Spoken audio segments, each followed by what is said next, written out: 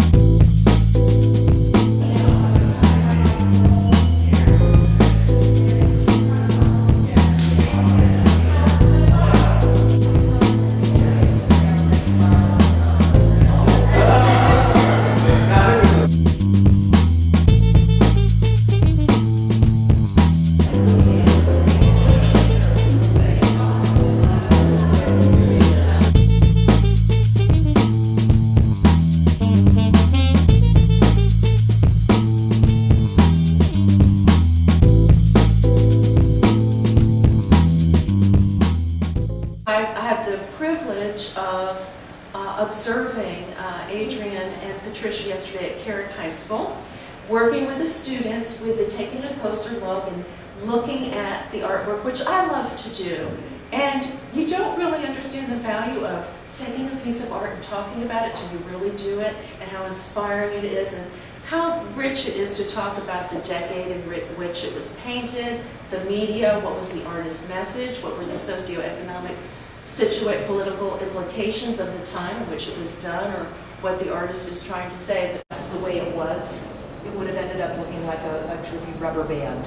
You know, it would just get tired and hang like a wet rag, you know. In order for it to hold its shape, I had to go through all sorts of backflips figuring out what would work in terms of keeping it looking nice. Originally, I was thinking about having it sit on a pedestal, and then one of my friends said, no, you gotta hang this up. And that's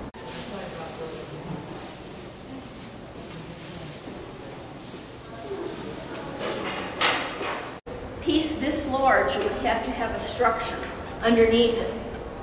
So what I did was I took that, and if you can sort of think of what an umbrella looks like, I had to add something to the base so that this piece wouldn't fall over. But I used the inside of that. And I had techniques that I used, and there's many different kinds, but I used what's called a figure 8, and I took then, as I came up, I secured it by taking a piece of yarn and making a crazy 8 loop around it, down around one and up through the other one, so that it would hold together. Because you always have to think outside of the box, which I hope I did a little bit here by just taking an umbrella, a photography umbrella, that I turned into a basket. But I also wanted to tell you a little bit about Passel's piece, because she has overcome so many obstacles in her life that when you're thinking about what you're doing with your art and you're discouraged sometimes, maybe you will think about Passel. So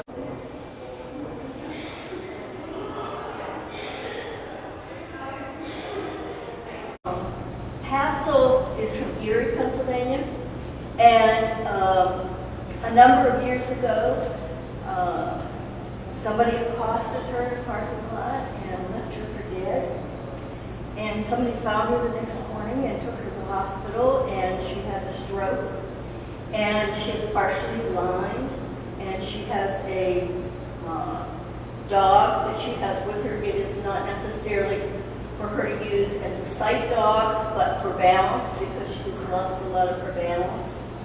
And I would say that the accident that she had was probably 30 years ago. And she's still producing wonderful art. She has overcome everything, and she does travel a little bit, and she intended to come to opening night and bring her dog with her, but she fell about 3 days before and injured her knee, and now has a brace on her leg. But she's a fantastic artist. Really, baby, you have truly come a long, long way. It's a mixed media piece. One is an altar piece to the accomplishments of Black women in. So in caustic, this waxy part isn't caustic. It's a use natural beeswax. Beeswax. It comes in a block sometimes where you can get it chopped up. It's the first one that I did with the house. It was separate. Then I added this one. And after I had the two together, the idea came to make it more of an altar piece. At first, I thought they were going to be paintings on the wall, not so much three-dimensional.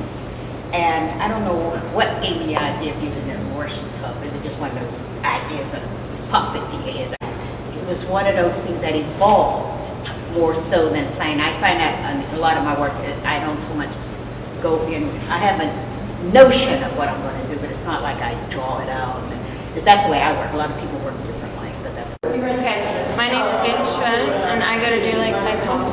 And I like this piece because it's all the people that he knew in his life, 100 people. And you can just tell with like holes that he put in them, or some of them like it's broken. And he did that on purpose, and he did it for a reason. And he puts words in some of them, like fists, hello truth, and it's just so much meaning in every little box, in 100 little boxes. And some pictures aren't precise, but that's the art of it. Okay, my name's Gracie Moody. I'm from Bethel Park. This is my favorite piece because the way the artist made it, it ties like how you learn something and then it like comes back together, and it's like an ongoing process in life. And that really is cool. And then how she made all the triangles or diamonds look like it's three-dimensional, but it's not really. Hi, I'm Gail White. This is my piece Sheepish from the series Humanimals. And Humanimals consists of a dozen figurative furniture pieces. Each of them open up. And it deals with animal-human interfaces.